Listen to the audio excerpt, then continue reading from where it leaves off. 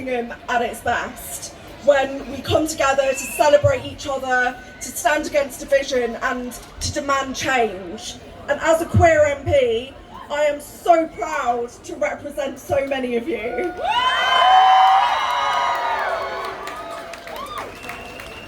We're here in a proud display of queer joy, and we're here in defiance, in solidarity, and in hope for a better world. Because recent years have shown us that progress can be turned back. And I'm not trying to put a downer on everything, but I want to put words to the harm that is being inflicted on our LGBTQ community.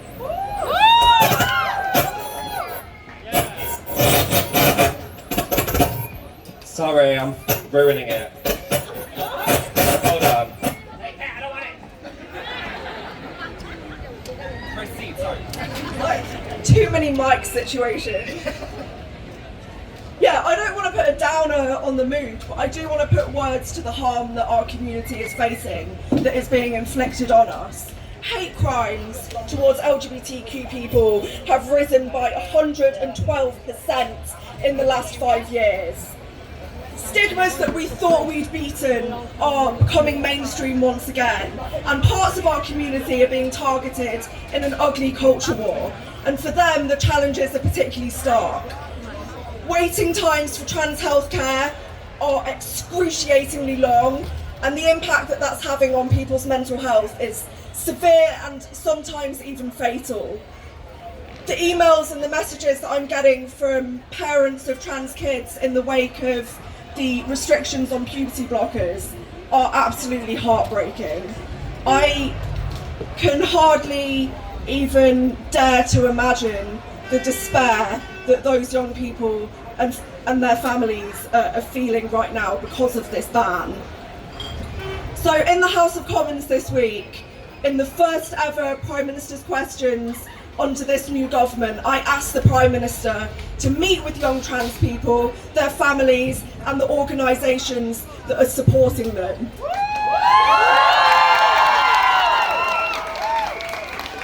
Because trans people's views and experiences should be at the very heart of the decisions that are made that affect them.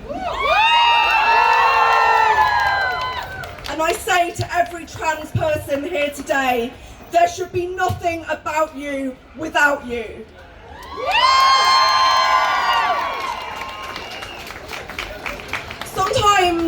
Sometimes people ask me why I care so much about trans rights. They say, isn't it a niche issue? I bet your constituents aren't contacting you about this. Well, actually, they're wrong. Firstly, I'm contacted all the time by trans constituents, their families, their loved ones, their allies, and I want to say thank you if you've written to me about this, because you add weight to everything that I do. And if I'm not your MP, then write to your MP, tell them why you feel so strongly about this and why they should act on it. And secondly, trans rights are not a niche issue. Anyone who cares about making society better should care about this issue. Because when we improve things for trans people, when we improve things for the most marginalised, we improve them for everyone.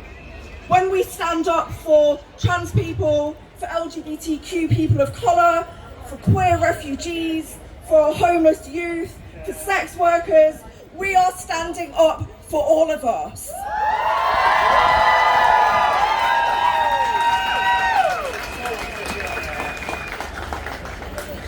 The situation for so many in our community right now demands no half measures. All LGBTQ plus people deserve dignity, we deserve safety, we deserve love. So we demand a complete ban on conversion therapy that covers us all, with no loopholes. We demand that everyone gets the healthcare they need, when they need it, without having to pay. We We demand that trans people are trusted to tell the state their gender without having to get permission from a doctor first. We demand that non-binary people are recognised. We demand that schools are a safe place for young people to be themselves. We demand homes that people can live in, jobs that pay enough to live on, and that discrimination be taken seriously. We demand that the moral panic about trans women in women's spaces is confronted, and instead, we demand real action to tackle sexual violence and domestic violence that affects so many of us, cis and trans.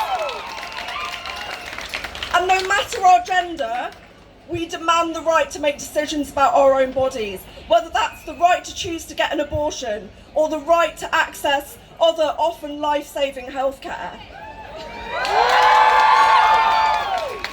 It is no surprise that many of the people who want to roll back trans rights don't want to stop there, that they want to enforce traditional gender roles, that they want women back in the kitchen, that they don't want kids to be learning about LGBTQ people and about healthy relationships. Well, we must oppose that as a matter of safety and as a matter of freedom for all of us. I want to just end by saying it is an absolute privilege, genuinely the honour of my life, to amplify your voices in Parliament. No matter the abuse I receive, I will always stand with you. No matter who is in government, I will always stand with you. And no matter what, we're here, we're queer, and together we will never give up. Solidarity, everyone.